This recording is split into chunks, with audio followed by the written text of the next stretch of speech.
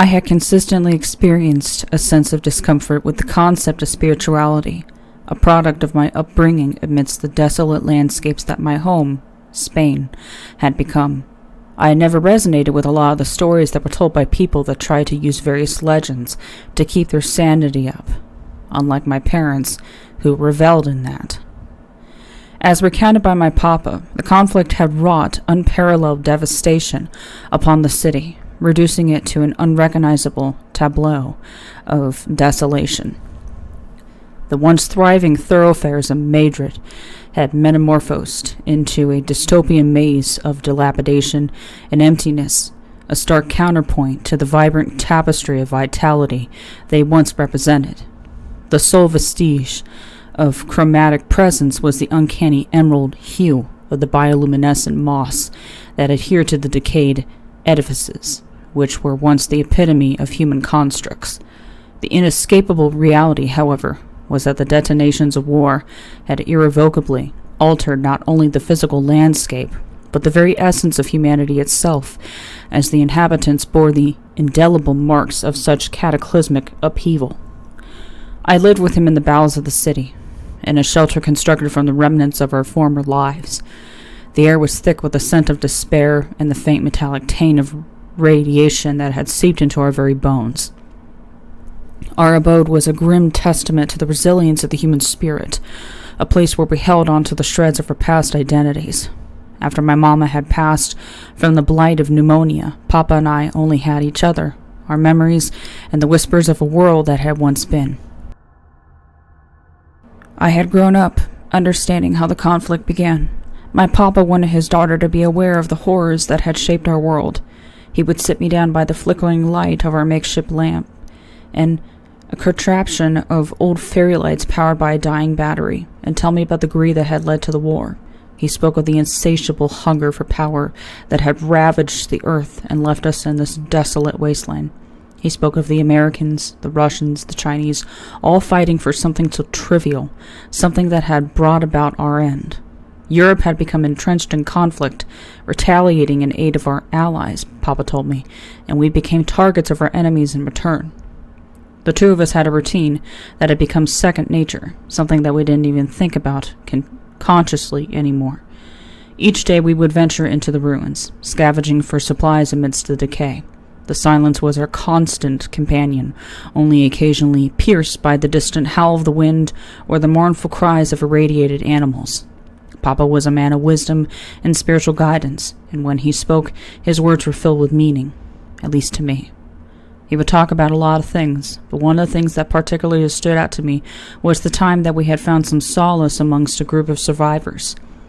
This group, whose spirits remained unbroken despite the cataclysmic events that had ravaged the world around them, had established their sanctuary within the crumbling walls of what had once been a majestic cathedral.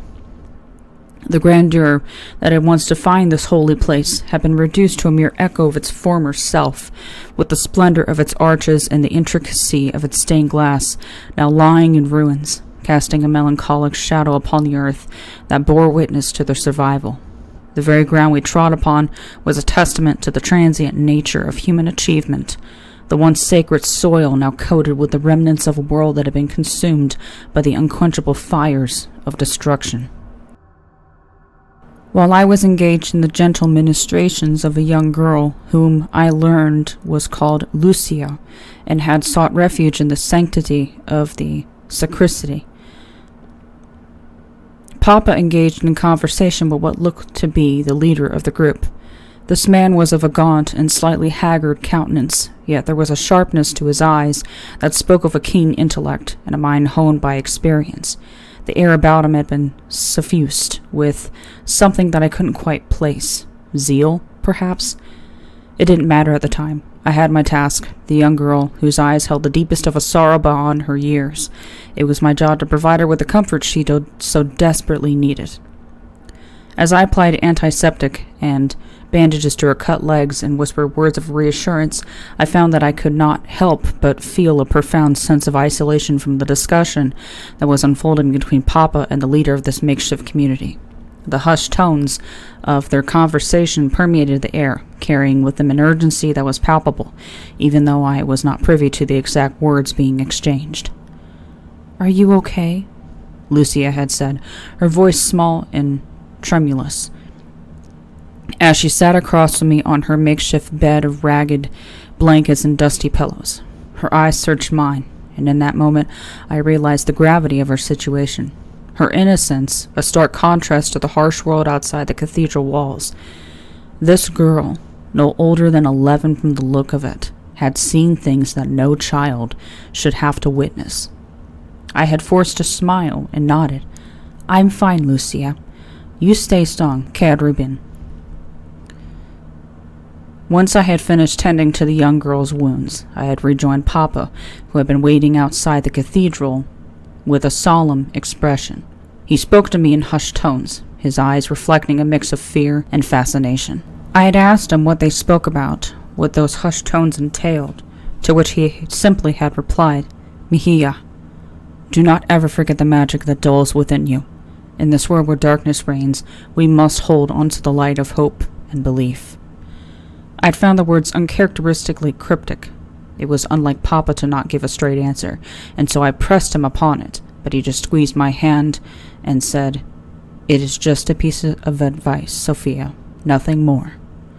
I had wanted to question him further, not satisfied at all, but by this point the sun had almost disappeared over the horizon, casting a sickly red glow upon the ruins. The time to return to our shelter had arrived, and with it the promise of darkness that always brought its own set of terrors, and it was much better to walk in silence at this time of day than to lose focus in one's surroundings with an intense conversation.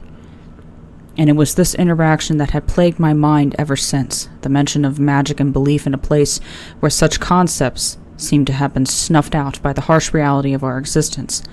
I would confront him soon, but I did not know when.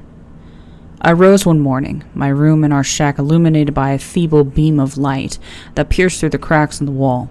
My thoughts remained tangled in the enigma of the leader's words and Papa's cryptic response.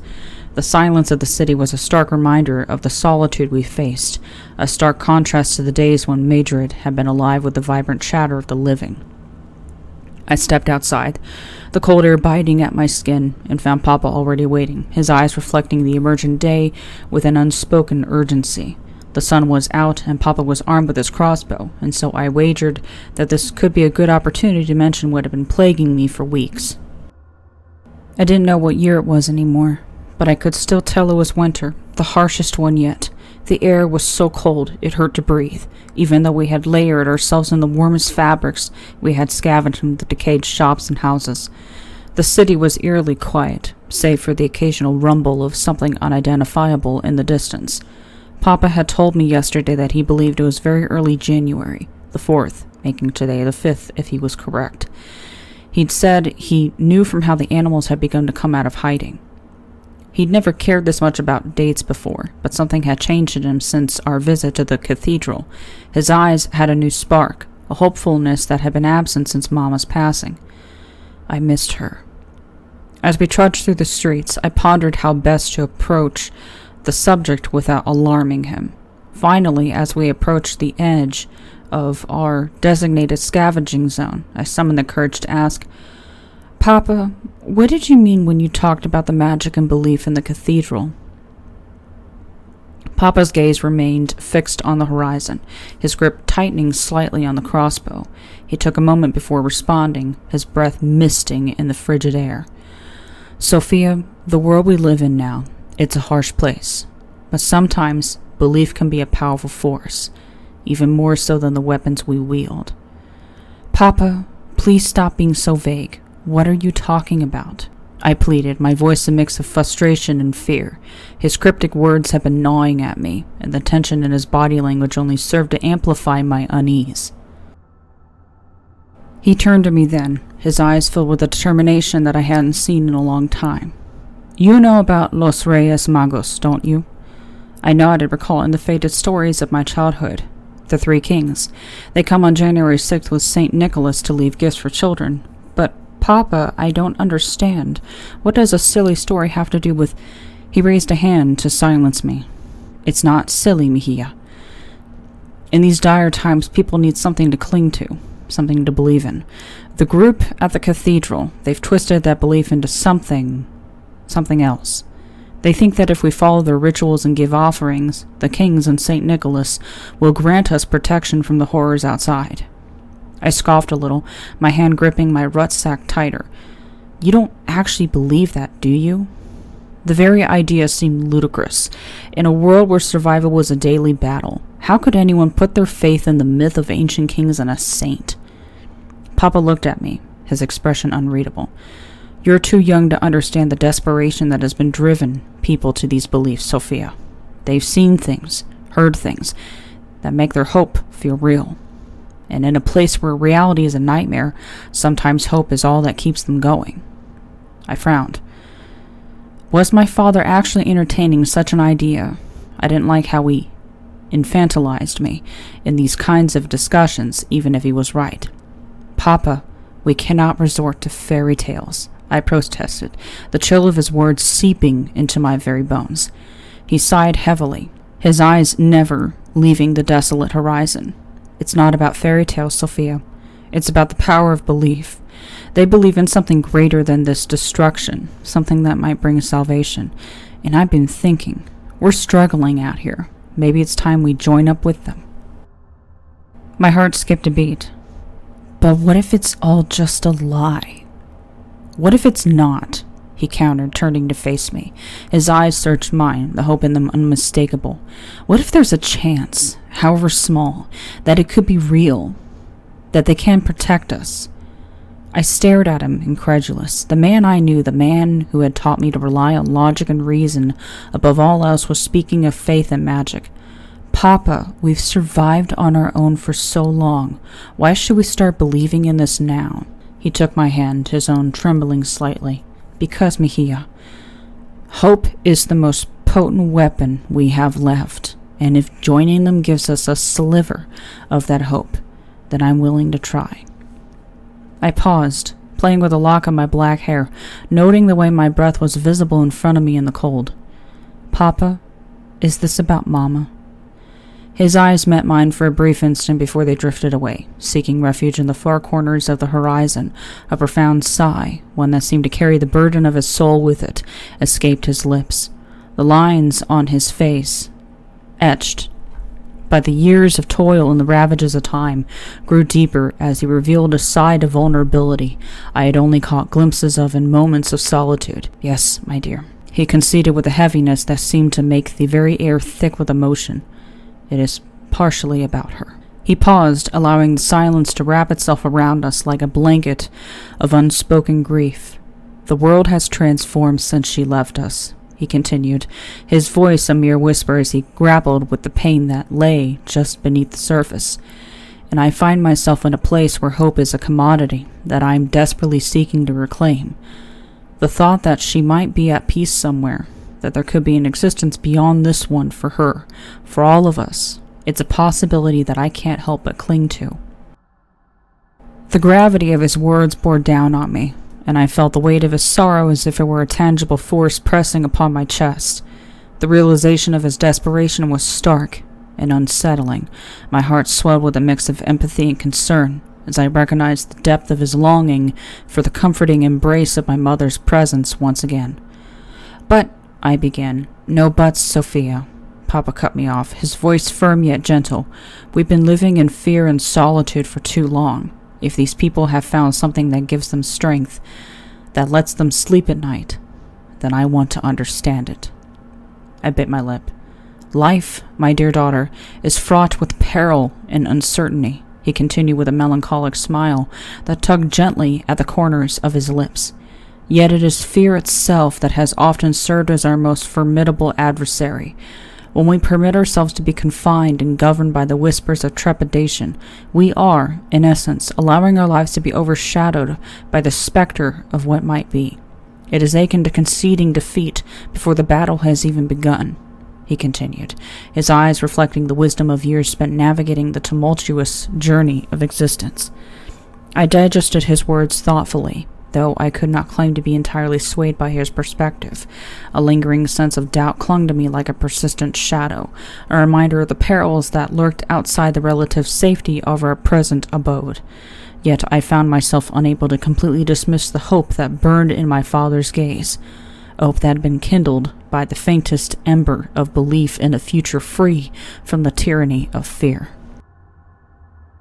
We agreed to return to the cathedral the next day, our hearts laden with a mix of hope and trepidation. But for now, we had to focus on the task at hand. The cold was biting, and the scarcity of resources was ever present. We continued our scavenging, but my mind was elsewhere, consumed by the enigmatic words of the cathedral's leader and the haunting prospect of entrusting our fate to ancient myths. It was fruitful, the scavenging trip, far more so than we had undertaken in months. We had found a stash of untouched supplies in the basement of a long-abandoned bodega, hidden away in a corner that had somehow evaded the notice of scavengers. It was a treasure trove of canned goods and bottled water, enough to sustain us for weeks if rationed properly. Papa and I trudged on back home, the snowfall getting heavier by the minute. The streets, once bustling with life, were now a canvas of white. The buildings mere shadows in the distance. The silence was so profound, it was eerie. It was only broken by the occasional sound of something scurrying in the ruins, a stark reminder of the mutated creatures that had taken over our world. We hadn't been able to take everything from the bodega with us, so we made a plan to return as soon as we could. The shack was a more than welcome sight after the biting cold had seeped into my very soul. Papa and I worked tirelessly to organize the newfound bounty, the warmth of the fireplace providing a comforting embrace as we unpacked our spoils. Despite the excitement of our discovery, the conversation from the morning lingered heavily in the air, casting a pall over our usually jovial interactions. We didn't speak much at all. We simply just ate in silence, lost in our own thoughts. I knew he was thinking about Mama, about the possibility of a future beyond this desolate landscape. And I was torn between my skepticism and the desperate need for the warmth that belief could offer. The world we knew had been destroyed by this very same kind of belief that had driven nations to war. How could I trust in something so intangible now? Papa retired to bed, leaving me to tend to the fire. Its flickering flames cast eerie shadows on the walls, and I couldn't shake the feeling that our conversation had opened a door to a world I didn't fully understand. Eventually, I could no longer keep my eyes from drooping, so I extinguished the flames and allowed sleep to finally claim me for the night. The next day dawned with a heaviness that seemed to cling to the very air we breathed. We gathered what we could carry and set out for the cathedral once more, the path we had taken only days before feeling eerily familiar. The city's silence was only punctuated by the crunch of snow beneath our boots and the occasional gust of wind that whispered through the city like a mournful lament. I had noticed that Papa had not brought a weapon, and when I asked him about it, he mentioned that it was out of a gesture of goodwill towards the people we were attempting to integrate ourselves with. I did no such thing, still not fully convinced of this plan, though I did not tell Papa of this. He'd probably disapprove. The place was different from the last time we visited, more alive with anticipation. The survivors had set up makeshift altars around the cathedral, adorned with what little they had salvaged from the wreckage of their past lives. There were candles made from old crayons, twinkling lights from salvaged Christmas decorations, and even a few plastic dolls that had survived the ravages of time. It was both heartwarming and eerie, a testament to the human spirit capacity to seek beauty in the bleakest of times. Sophia, Pedro, welcome. The leader, Alejandro, greeted us with a smile that didn't quite reach his eyes. His gaze lingered on our supplies before he stepped aside to let us in. You've come at a perfect time. The night of the arrival of the Three Kings is upon us. Tonight we prepare our offerings. I did want to speak with you about that, Alejandro, Papa said, his voice steady. We want to join you, potentially. We'd like to understand what it is that you do. Alejandro nodded solemnly, his eyes flickering over to the supplies we had brought with us. Good, he said, for there is much to learn, and little time before the night of the Reyes. He took a step closer, his breath misting in the cold. But before you commit, you must understand what is at stake. This isn't a simple game of make-believe for the sake of comfort. This is about survival. But you can't be serious. I mean, this is just a story. And besides, you do not even know the date, I interjected, trying to lighten the atmosphere with a chuckle, but it was met with silence. Alejandro's gaze bore into me, his smile fading. The date is not something we can determine with our broken watches or forgotten calendars, but we feel it in our very bones, the way the world seems to hold its breath in anticipation. We know that the 6th is upon us, and it will be a fruitful night. I was in disbelief. This man was truly earnest in his belief in the Three Kings' arrival. I went to speak again, but my father spoke up. What does it entail? Alejandro's smile returned, but it was a knowing one filled with secrets. It requires faith and sacrifice, he said, pausing for effect before continuing. The children are in the back, preparing the offerings. They leave out food and drink for the Magi and their camels, as is tradition. But there's more to it than that. We followed him through the cathedral, the air thick with the scent of candle wax and desperation. The survivors were all busy, their movements a flurry of activity. Some were crafting gifts from the meager supplies they had, while others were whispering prayers in hushed tones. The atmosphere was charged with an energy that was both comforting and disquieting. To appease the kings, and indeed St. Nicholas himself, we must offer not just material items, but ourselves. You see, we are impure. As adults, we are tainted by the sins of the world before. The only pure souls left are the children. Alejandro spoke with a serenity that was as unsettling as the silence outside the cathedral walls. I bit my lip, not wanting to hear another word. I knew exactly where this was heading. I pushed past him, my boots echoing through the cathedral's vast emptiness towards the back where the children were gathered. They were all so young, their eyes wide with hope and fear, their faces smeared with dirt and tears. The knife in my coat pocket was there if I needed it, but I didn't want to escalate things unless I had to, and I didn't want to frighten the children either. Among them, I noticed the girl, the one who had captured my heart the first time we visited, Lucia. She looked up at me with a mixture of curiosity and fear. I could see in her eyes that she recognized me. Listen, you cannot stay here. These people, they want to abandon you. I blurted out, filled with emotion. It was impulsive, but I couldn't stand a moment longer of entertaining their delusions. Lucia looked at me, her eyes wide with confusion, speaking in a hushed whisper. You don't understand, Sophia. They are not just stories. They are the guardians of the new world, the ones who will bring peace. I shook my head and tugged her firmly. You cannot stay. Her eyes searched mine, filled with a mix of confusion and sadness. But why not? She whispered. They will protect us. They know what we need. What is this commotion about? Papa and Alejandro had caught up to us, their footsteps heavy on the stone floor. The other adults had paused in their preparations, their gazes flicking between us with a mix of curiosity and suspicion. Papa, they mean to leave the children alone. Papa's eyes widened with shock. What are you talking about? Alejandro stepped in, his tone calm yet firm. Sophia, it is a misunderstanding. The children are the purest among us. They are the ones who will receive the blessings of the Magi. Their offerings are essential to our survival. I raised my voice, jolting the other children into a nervous silence. You can't leave them here alone. My words echoed through the cathedral, bouncing off the ancient stone walls. Alejandro's smile never faltered. It is not a matter of leaving them alone, but rather offering them up to the protection of the Magi. His tone was soothing, but his words sent a shiver down my spine. The adults must purify themselves through sacrifice, to atone for the sins of the old world. My papa was also beginning to understand. You mean to say that they will be left alone once you atone? Yes, Alejandro replied with a nod. Their purity is our shield. With them as our beacon, the Magi, and their head, St. Nicholas, will look upon the rest of the world with mercy. But why this ritual? Why not God? I said, desperation lacing my words as I clutched Lucia's arm. This is madness. Alejandro's smile remained steadfast. God has abandoned us. No, it is the innocence of children that holds the key. And this time of year is when their purity is at its strongest. We leave them as offerings to the Magi and to St. Nicholas to show our faith and willingness to start anew. I stared at him in horror, my grip on Lucia tightening.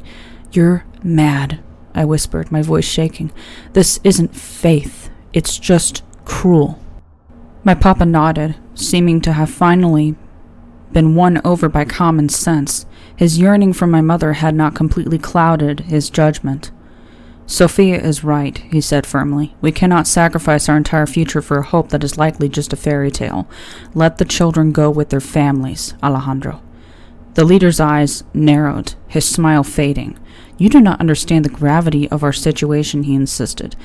"The world outside is a wasteland. We need the protection of the Magi. Our way is the only way." "No, it is not. Come on, Lucia," I said firmly. Alejandro sighed and whistled, gesturing to the shadows at the edge of the room. Two burly men emerged, their eyes devoid of emotion. "I'm sorry, but you must understand. Our faith is not something to be questioned. Restrain them." Papa and I struggled, and I attempted to retrieve the knife from the depths of my pockets, but I never got to even slip my hand in. They were deceptively quick, and we were no match for their brute strength. They bound our wrists with a coarse rope and pushed us into the corner, the rough stone biting into my back. The children were ushered into a side chamber, out of sight from us. "Let them go!" I screamed, trying to wiggle out of the ropes, tears streaming down my cheeks. "They're innocent." We were ignored, with the two burly men watching over us as everyone commenced their preparations anew. Alejandro had left us there, his earlier warmth replaced by a cold determination that sent shivers down my spine. The candles flickered, casting eerie shadows on the faces of the adults, who moved about the cathedral with a sense of urgency and purpose that was utterly alien to me. I glanced over at Papa, his expression a stormy mix of anger, fear, and regret. "I'm sorry," he murmured. "I didn't know. I just wanted to find a way to keep going." "It isn't your fault, Papa," I whispered, my voice shaking with fear. The realization of what these people were planning was too much to bear. The room was a blur of activity, adults moving with a fervor that was both fascinating and terrifying. The hours dragged on, the tension in the air thick as the shadows grew longer. The adults were readying themselves for their purification. They had donned tattered robes stitched with what looked like random symbols and patterns. Their eyes were wild with a mix of hope and madness. They set up tables in the middle of the room, piling them high with the supplies we had seen them with, along with their own meager offerings. The children watched from the shadows. Wide-eyed and silent, the adults chanted in a language I didn't recognize, their voices rising and falling in an eerie rhythm. The air grew colder, and my teeth chattered despite the warmth of the fireplace. Children's toys, battered board games, and worn-out dolls were placed alongside jars of water and plates of food. As they continued chanting, I saw one of them bring forward a tray of cups containing a dark liquid, akin to red wine from the look of it, and began to pass them around, with the two burly men hauling Papa to his feet, seemingly eager for him to join them. I watched with desperation, shouting out as he struggled against the two men. I stood up trying to aid him, only to be pushed back down. "Papa, no!" "The ritual is almost complete now. We offer the first sacrifice to convince the saint and the Magi of our willingness to repent." The group leader turned zealot, gestured to Papa. My heart plummeted to my stomach. "You can't do this!" I yelled, pulling at the ropes with every ounce of strength I had, trying to break free. And they broke, the ropes snapping under my desperation. For a few moments I thought I could save Papa, the children, and escape, rushing forward only to be met with the cold, unyielding grip of one of the big men who had noticed my advance. He held me back, and despite my thrashing and kicking, swinging wildly with the knife, his arms were like steel bars, and he disarmed me, the blade clattering to the floor. With each of us restrained by one of the men, it was much harder for us to resist now. I looked to my father, hoping to see resolve in his eyes, a spark that had told me he had an escape plan. Instead, his gaze was cast downward, defeated. It was Mama again. I knew it. Her ghost in his mind once again reminded him that he had failed his family once before, and now he was about to do it again. "Papa," was all I managed, my voice croaky from the exertion of struggling. He offered one last struggle as the man holding him forced him to drink and swallow the dark liquid, and it was only now that I could smell the distinct scent of almonds as he choked and sputtered, unable to prevent the big man from making him consume it. Within minutes, he was convulsing, foaming at the mouth, his eyes rolling back in his head. My own cries of despair were muffled by the hand of the other man who covered my mouth, his grip tightening as I watched life drain from my father's body. His struggles grew weaker and weaker until finally, with the last agonizing breath, he slumped over, lifeless. The room was silent, the only sound of the crackling of the fireplace and my muffled sobs. Within seconds of his body being dropped to the ground by the man holding him, a chill began to flow through the room, growing in intensity. The howling of the winds outside seemed to become deafening, and the church door swung open, despite being bolted shut. The air crackled with energy, and the candles flickered violently, some even being extinguished by the sudden gust. The adults froze mid-action, their chanting cut off abruptly. "The magi are imminent. Do not stop chanting, and drink your own fluid," Alejandro instructed, his eyes wide with fear and excitement as the wind grew stronger. They all drank, and as much as I tried to keep my mouth tightly shut, struggling with the last of my strength, I could not stop the burly man who was holding me in place from forcing the cup to my trembling lips.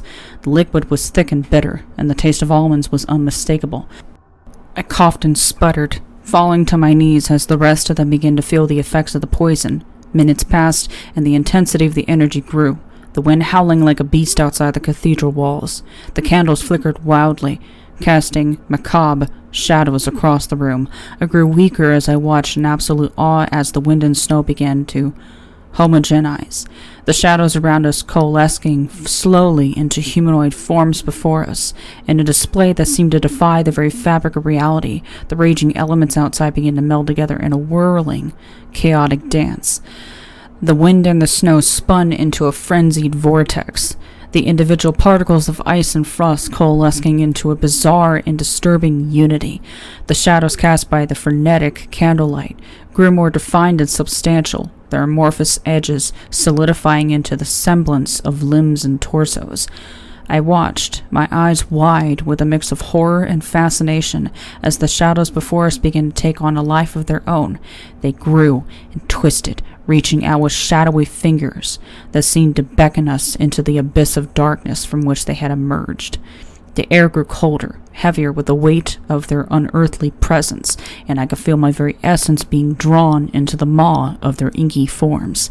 The transformation was gradual, yet inexorable, as if the very fabric of the night itself was weaving these dark creatures into existence. The shadows grew taller, more substantial, their shapes morphing into the unmistakable outlines of humanoid figures. These figures moved with a purpose that was both mesmerizing and terrifying. They circled us slowly, their forms shifting and changing as they drew power from the tempestuous wind and the biting cold of the winter night. Each step they took sent a shiver down my spine, a silent testament to their unspeakable power. Their attire was regal and resplendent, adorned with the finery of a bygone era. They bore the unmistakable visage of the three kings from biblical lore, their majestic presence palpable despite the dire circumstances that had brought us here. And there, at the forefront of the spectral assembly, stood a figure whose identity was as clear to me as if he had been illuminated by the sun itself. Even in the throes of my weakness, I recognized him without a doubt. It was St. Nicholas, the revered patron saint of children. Yet here he was, a towering, almost terrifying presence, his eyes ablaze with an energy that seemed to transcend the very boundaries of our world. And it was here, as I began to foam at the mouth, my head against the floor, that I realized why they demanded a sacrifice, why the children were to be spared. We were the old world, the adults, tainted by the sins of the past. The children, they were the future, pure and unblemished by the horrors that had befallen us. The Magi and the Saint were here to claim the new world.